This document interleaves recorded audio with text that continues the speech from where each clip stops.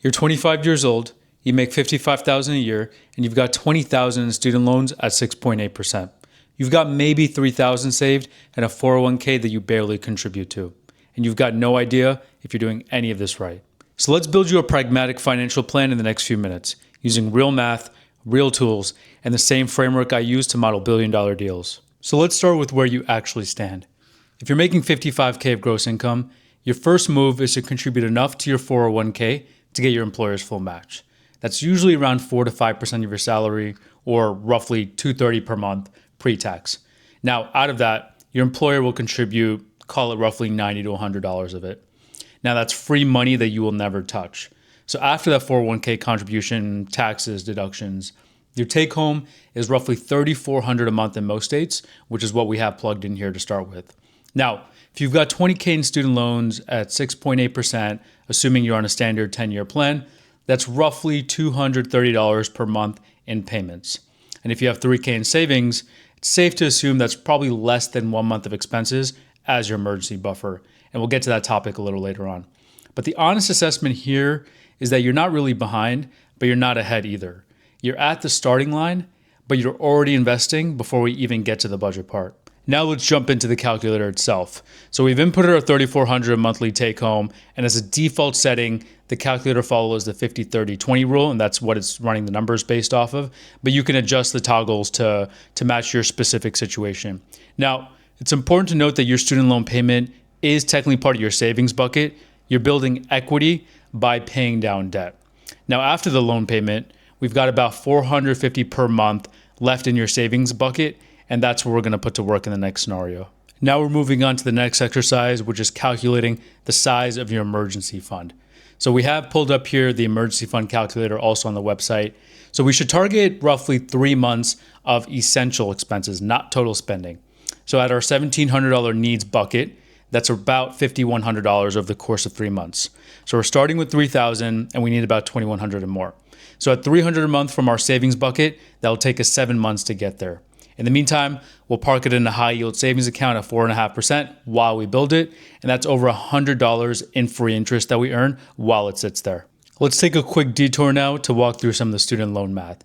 So what we have pulled up here is the debt payoff calculator with our student loan assumptions that I've highlighted earlier.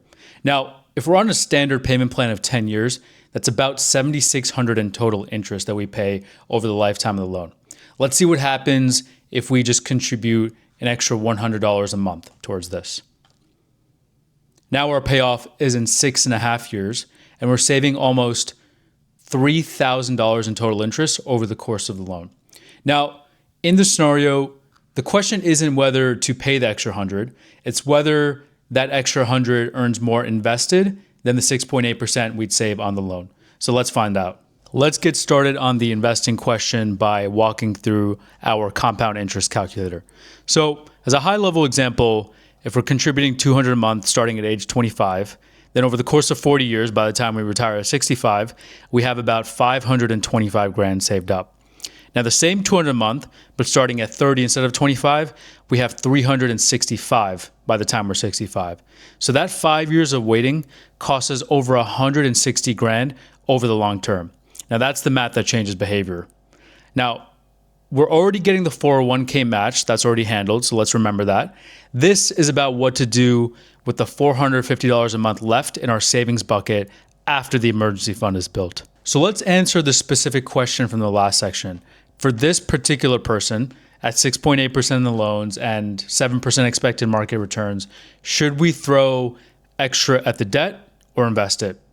Running both scenario over 10 years, if we put an extra $100 a month towards the loans, we're debt-free in about 6.5 years, and we save about $3,000 in total interest. Then we invest the freed up $330 per month for the remaining 3.5 years, and we end up with about almost $17,000 invested.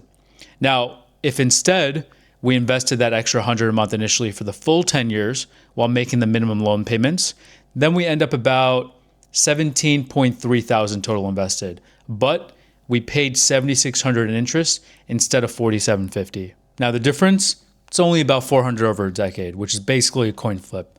Now when your loan rate and expected market returns are this close, 6.8% versus 7%, the math is nearly identical either way. So the real question here isn't mathematical, it's more so behavioral. If we want to be debt-free at 31, then we should pay the extra. If we want maximum time in the market, then we should invest it. Either way, you're making the right move. The wrong move here is doing neither of these. Now to wrap things up, let's pull up our retirement readiness calculator and walk through a 6-step priority order.